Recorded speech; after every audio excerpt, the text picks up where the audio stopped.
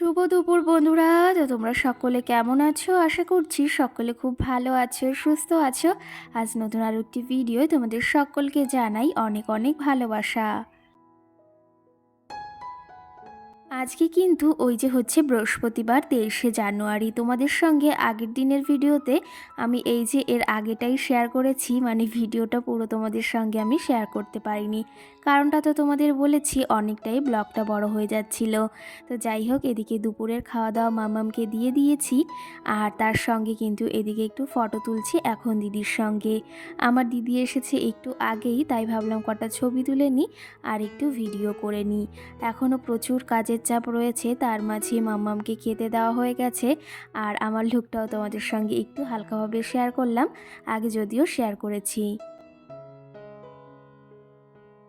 আর এর মাঝে বেশ খানিকটা সময় পেরিয়ে গেছে, এখন ঘড়ি কাটাতে ওই কিন্তু প্রায় 4টের বেশি বাজে, 4:30 হয়তো। আর এদিকে আমি খাওয়া দাওয়া করতে বসে গেছি, কারণ প্রচুর খিদেও পেয়েছে। আর আজকের মেনু তো তোমাদের আগের ভিডিওতে বলেছি, ফ্রায়েড রাইস রয়েছে, সঙ্গে চিকেন কষা, ডাল রয়েছে ভেজ ডাল, আর তার সঙ্গে পায়েস করা হয়েছে। তো আজকে এই মেনু, আর সঙ্গে তো ওই যে এখনও কেক কাটা হয়নি, তবে কেকটা ইচ্ছা আছে সন্ধ্যার সময় কাটার। দেখি কতদূর কি তোমাদের সঙ্গে শেয়ার করতে পারি। এদিকে সকলের প্রায় খাওয়া দাওয়া হয়ে গেছে, দিদিরও খাওয়া হয়ে গেছে। আমার ননদ এখনও খায়নি, তবে ননদ এখনই চলে যাবে। তো ননদের জন্য পাঠিয়ে দেওয়া হয়েছে, কারণ দিদির একটু কাজের চাপ রয়েছে। আর আমার দিদির খাওয়া দাওয়া হয়ে গেছে, জামাইবুড়ো খাওয়া দাওয়া হয়ে গেছে। এখানে আমরা বসেছি, আর আমাদের খেতে দিচ্ছে আমার শাশুড়ি মা আর হচ্ছে তোমাদের দাদা ভাই। তোমরা হয়তো দেখে বুঝতে পারছো আজকের রান্নাটা কিন্তু সত্যিই দারুণ হয়েছে। আর আমি তো ফ্রায়েড রাইস খেতে ভীষণ ভালোবাসি, সত্যি কথা বলতে আমি যেটা ভালোবাসি সেটাই আমি দিয়েছি। কারণ আমার ফ্রায়েড রাইসটার সঙ্গে কিন্তু বিরিয়ানিটাও ভীষণ ভালো লাগে। প্রথম বছর বার্থডেতে আমার মামামের জন্মদিনে কিন্তু মানে বিরিয়ানিটাই দেওয়া হয়েছিল। তার পরের বছর মানে 2 বছরের জন্মদিনে তখন আমার বাবার বাড়িতে করা হয়েছিল, তখন কিন্তু ফ্রায়েড রাইস আর সঙ্গে এই চিকেন কষাই হয়েছিল, আর তার সঙ্গে মামুমের জন্য নানা পদের রান্না হয়েছিল। আর এবারে এই যে 3 বছরের জন্মদিনে মাম্মামকে আমি কিন্তু এই যে নানা ধরনের পদ রান্না করে দিয়েছি, সেটা তো তোমরা দেখতেই পেয়েছো। আর তার পাশাপাশি সবাইকে খাওয়ানোর জন্য এদিকে আমি ফ্রায়েড রাইস করা হয়েছে আমাদের বাড়িতে। আর তার সঙ্গে তো বললামই, ইচ্ছা ছিল আমি সমস্তটা রান্না করব, কিন্তু কি জানো তো একা পেরে উঠছিলাম না। ইচ্ছা করলে সবই পারা যায়, কিন্তু ননদ বলল তাহলে আমি রান্না করি, তোমার কষ্ট হয়ে যাবে। সেই ক্ষেত্রে দিদি রান্না করেছিল। তো রান্নাবাড়ি সত্যিই ভীষণ ভালো হয়েছিল, সেটা তো দেখতেই বুঝতে পারলে। তো সত্যি কথা বলতে একটা অনুষ্ঠান হলে সবথেকে ভয়ের বিষয় হচ্ছে যে রান্নাবান্নাটা কেমন হবে, এটা হচ্ছে ভীষণ ভয় লাগে।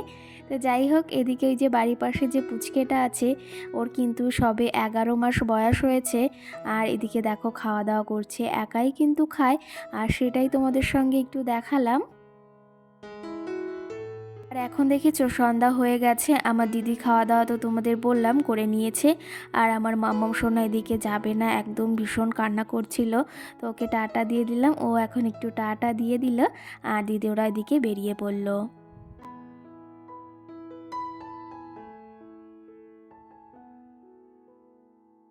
এর মাঝে কিন্তু বেশ খানিকটা সময় পেরিয়ে গেছে, এখন কিন্তু রাত হয়েই গেছে।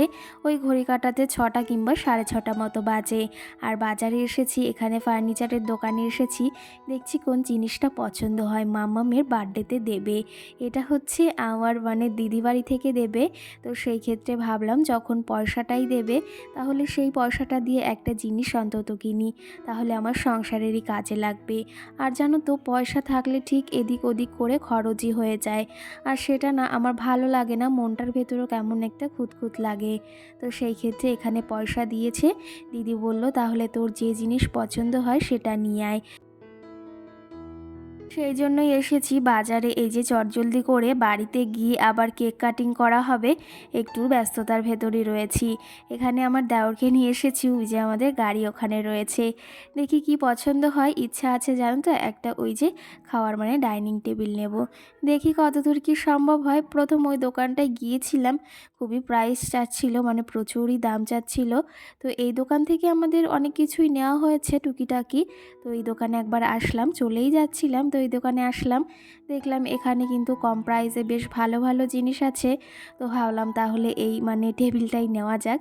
আমার এই যে যেগুলো চৌকো টেবিল হয় না, ডাইনিং টেবিল, এগুলো আমার বেশ ভালো লাগে, কিন্তু ওই যে যেগুলো গোল রাউন্ড সেগুলো আমার অতটা পছন্দ নয়। তবে আমার এটা পছন্দ হয়েছে বিস্কুট কালারের, ওই যে নিচেরটা রয়েছে, আর ওটাই ভেবেছি নেব, কারণ আমার বাড়িতেও যে চেয়ারগুলো রয়েছে সেটাও এই কালারের। তো যাই হোক, তোমাদের সঙ্গে আশা করি পরে শেয়ার করব। এটা এখন আপাতত বাড়ির দিকে নিয়ে যাব।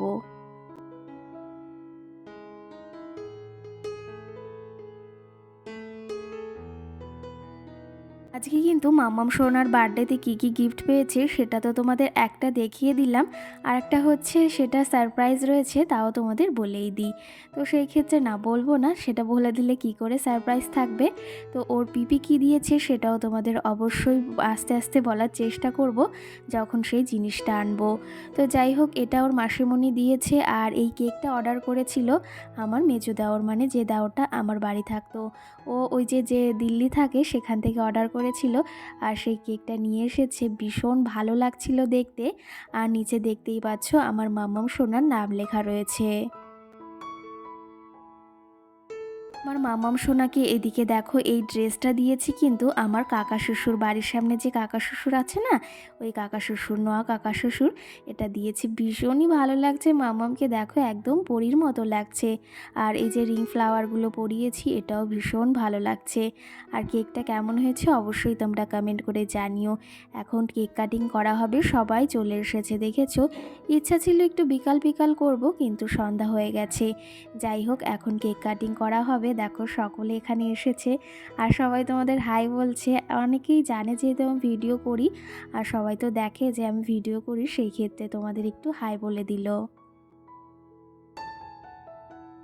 আর এইদিকে আমি বলছিলাম আমাদের একটু দেখাও, এদিকে আরও সবাই রয়েছে, সবাই কিন্তু আমরা দাঁড়িয়ে রয়েছি। প্রথমে আমি ভেবেছিলাম আমি ওর সঙ্গে বসি, তারপরে আমি বললাম আমার ভাগ্নিকে যে ওকেই ওর সঙ্গে বসতে, মানে মামামের সঙ্গে বসতে। মোমবাতি নিবাও, মোমবাতি নিবাও।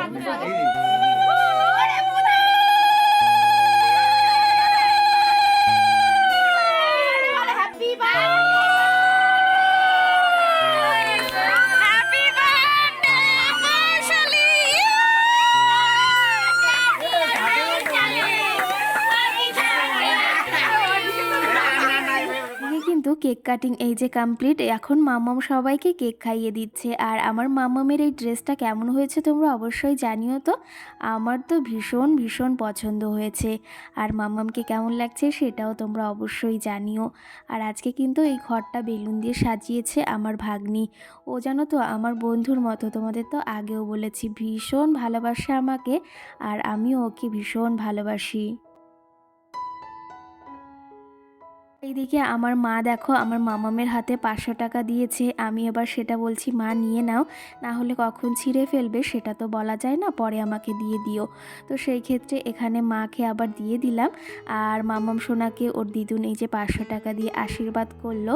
তো আমি সত্যি কথা বলতে এটা আশা করি না যে কে কী দিল, এটা ম্যাটার করে না। সব থেকে বড় ইচ্ছা ছিল আমার মামাম সোনার বার্থডেটা একটু করব। তো সেই ক্ষেত্রে আশা করি সবটা ভালোভাবে সম্পূর্ণ হয়েছে। আর এখন কেকটা কাটা হবে, তার সঙ্গে এখন সবাইকে কেক দেওয়া হবে। আর এখনও অনেকের খাওয়া দাওয়া বাকি রয়েছে, এদেরকেও এখন খাওয়া দাওয়া মানে বসাবো খাওয়া দাওয়া করতে, কারণ এখন সন্ধ্যার একটু বেশি, ওই ঘড়ি কাটাতে এখন প্রায় 8টা বেজেই গেছে।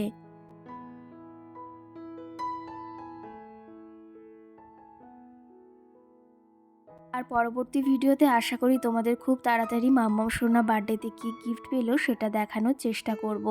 তো আমি আবার কালকে যাব এক জায়গায় বাবার বাড়িতে, সেই ক্ষেত্রে পরবর্তী ভিডিওতে দেওয়ার চেষ্টা করব। আশা করি তোমাদের এই ব্লগটি ভালো লেগেছে, আর আগের ব্লগটিও কেমন লেগেছে সেটা জানিও। সকলে ভালো থেকো, সুস্থ থেকো। মাম্মামের বার্থডে ব্লগ এই অবধি শেষ। তো আবার দেখা হবে সুন্দর একটি ভিডিও। তোমরা ভালো থেকো, সুস্থ থেকো, টাটা।